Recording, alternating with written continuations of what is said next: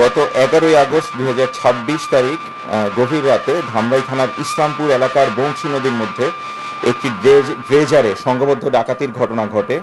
প্রায় 12 থেকে 15 জনের একটি মুখোশধারী ডাকাত দল ট্রলার যোগে এসে দেশীয় বিভিন্ন অস্ত্রশস্ত্র নিয়ে ড্রেজারে থাকা কর্মচারীদের মারধর, ভয় ভীতি প্রদর্শন করে তারা ড্রেজারে থাকা battery, welding machine, grinding machine, বৈদ্যুতিক তার, মোবাইল ফোন ও নগদ টাকা সহ প্রায় 2,44,500 টাকার মালামাল লুট করে নিয়ে যায়।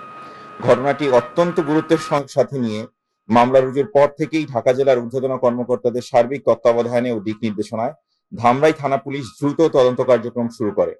বিভিন্ন কৌশলে আসামিদের অবস্থান শনাক্ত করে ঢাকা, গাজীপুর, নারায়ণগঞ্জ ও মুন্সিগঞ্জের বিভিন্ন এলাকায় অভিযান পরিচালনা করে দীর্ঘ ধারাবাহিক অভিযান পরিচালনা শেষে আমরা 6 জনকে গ্রেপ্তার করতে সক্ষম হই।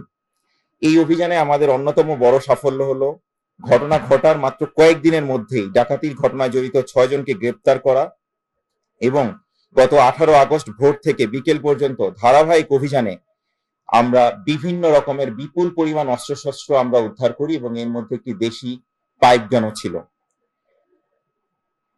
গ্রেপ্তারকৃতদের জিজ্ঞাসাবাদ, তাদের দেওয়া তথ্যের ভিত্তিতে নারায়ণগঞ্জের ফতুল্লা এলাকায় অভিযান চালিয়ে মাটির নিচে লুকিয়ে রাখা বিভিন্ন পরিমাণ দেশি অস্ত্র উদ্ধার করা হয়।